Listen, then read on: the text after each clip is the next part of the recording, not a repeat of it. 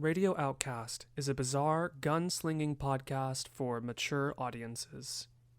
Content warning: this episode contains depictions of emotional abuse throughout the episode that may be upsetting for some listeners.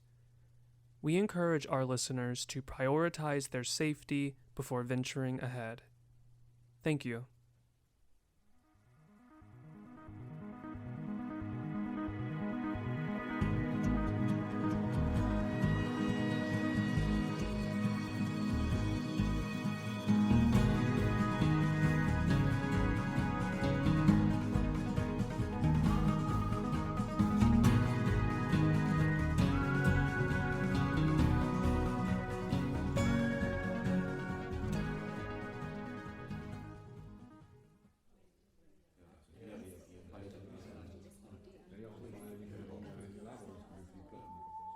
Look, maybe I've been alive for 370 million years, but that doesn't mean that I'm ready to be a mother. Order! Order! All arise. Judge Emmy presiding. God of time, Queen Mother of, the past, the present, and the future.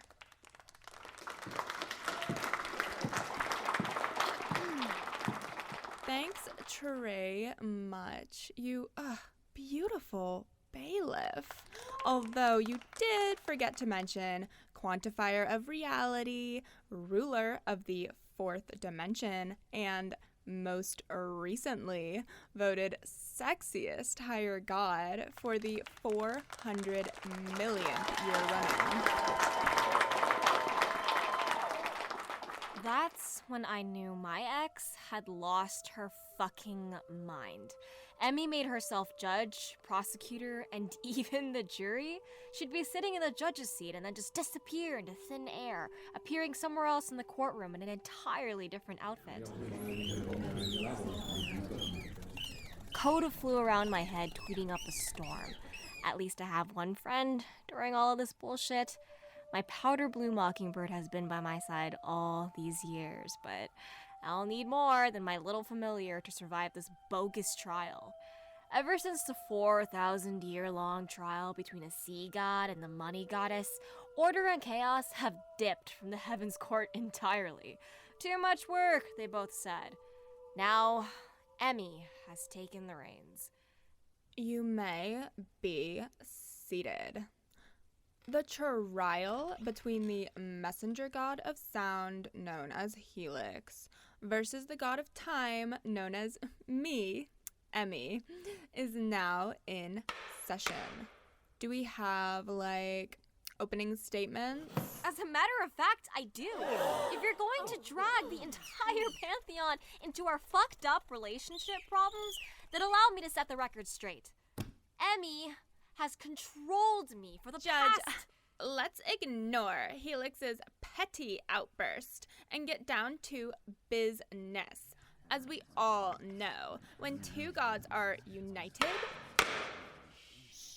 contractually they are to eventually fashion a cute little half and half me and half and half you lesser god. We all know that. But it's been millennia, and I have proof that instead of committing to this most noble ritual, Helix has been acting like a human. And honestly, Your Grace, it's pretty gross and unfair to a god as amazing as yourself. Too true. Bring out the first witness. Your Honor, I call to the stand the all-seeing messenger god of sight, Spectra. One of my 4 sisters, Spectra. She's hated me since our conception, always jockeying to being the most powerful of the sensory messenger daughters.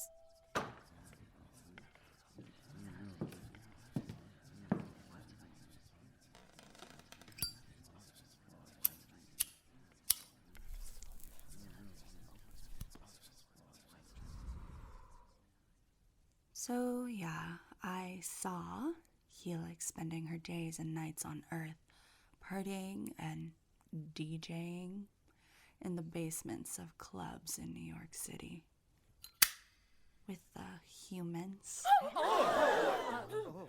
She wasn't even being worshipped. Emmy brought out my other 3 sisters. Instead of defending me, they each pled the $5 million and fifth. None of them wanted to face Emmy's wrath, even if it meant my demise. I call to the stand the messenger god of touch. I call to the stand the messenger god of smell.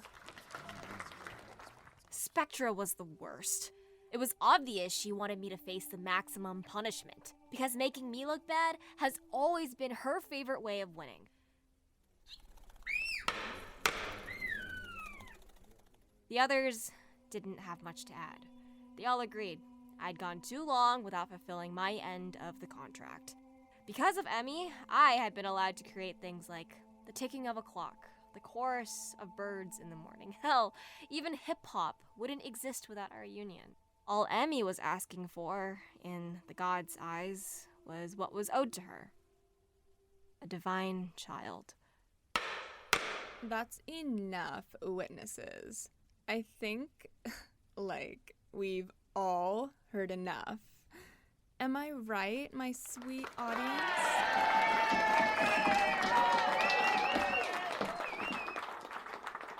The Pantheon ate Emmy's whole shtick up. She painted me out as the Pantheon's greatest villain, a weakness, someone to blame for everything wrong in the heavens. Even the god of intuition looked like he knew exactly where this was going. I'd always been too young, too irresponsible, too human. And now, I'd been too selfish. Even my own mother, the all-mother of communication, looked at me like I had brought this all on myself. I couldn't bear to turn around and look at her, to face the disappointment. I'd embarrassed myself, my union, my title, and, worst of all, my mother. Now, does the beautiful prosecution have a recommendation? Judge, we recommend, the most maximum punishment. And what does the lovely jury recommend? Judge Emmy, we, the jury, recommend the maximum punishment for the messenger god of sound known as Helix. Stop this! Why are all of you just letting her do this? But I knew the answer. It was fear. A sound argument from both prosecutor Emmy and jury foreman Emmy. And lastly, what about our dear audience?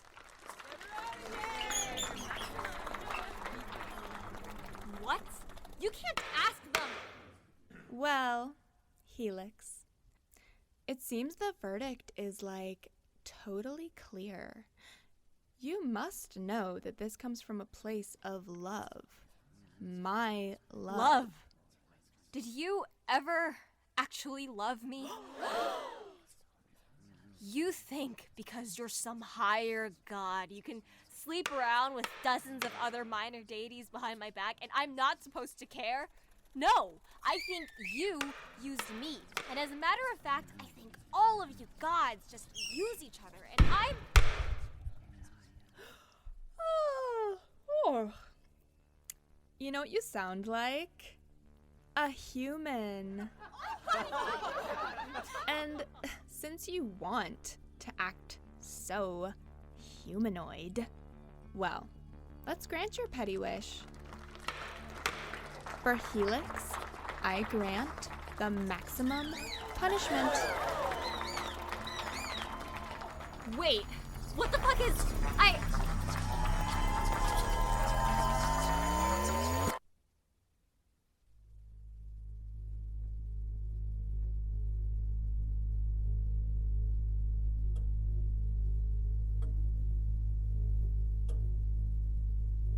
one moment, I was staring into the face of my former lover. Someone I used to confide in, change the world with, now turned into some vengeful monster. I saw a dark look in her eyes. I turned to look for my mother, to reach out for help, but then, in the very next moment, everything went radio silent.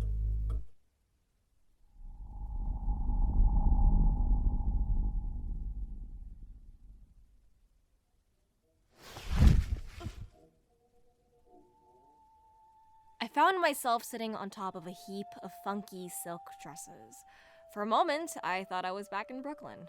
Wouldn't be my first time waking up in a coat room the day after a party. The room I was in took me back to my gramophone days. Stuff I hadn't seen in nearly a century. A table nearby was stacked with loose powder jars and tins of soot. There was an open chest bursting with corsets and frilly bloomers. I tried to get up a bunch of times, but I felt like shit. Like half of me had been scooped out of my insides. I had to crawl out from under the dresses, all while Coda freaked around my head.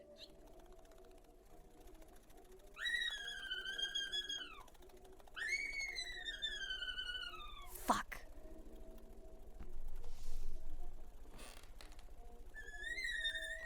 We'll be okay. We're okay. We just gotta figure out just what the hell Emmy's maximum punishment is. Where are we?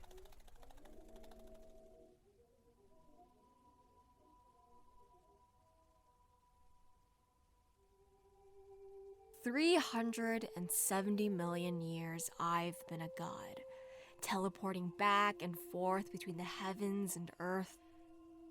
From the middle of the desert, I could hear an ocean like it was right behind me. These were my powers as a messenger god of sound. I could make the most beautiful music out of thin air, and now, after 370 million years, I can't leave. I can't teleport. All I hear is the empty stillness of the strange room. My powers, my godness, it's all gone.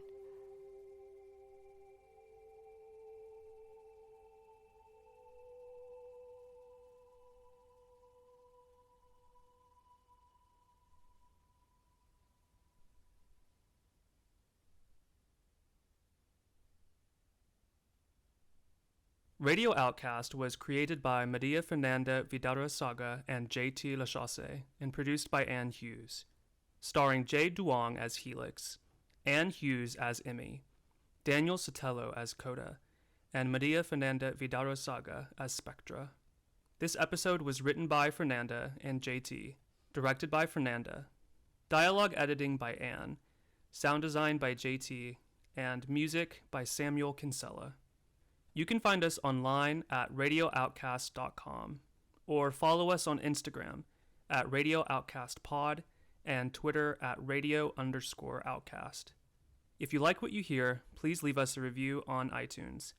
If you'd like to help us grow, consider becoming a patron at patreon.com/radio_outcast, where for as little as $1 a month, you too could get a special shout out at the end of our episodes. Like the remarkable Kyrie O, the marvelous Stephanie C, the spectacular Gnome H, the shimmering Patrick C, the excellent Alan L, the stellar Daniel W, the wondrous Tuvi, the glimmering Melissa L, the splendid Sarah F, the outstanding Rax W, the incredible Marcos L, the fabulous Patricia D, the glorious Consuelo U, and the wicked cool Lisbeth V. To all of our patrons, thanks again. We appreciate you. And to everyone listening, safe travels.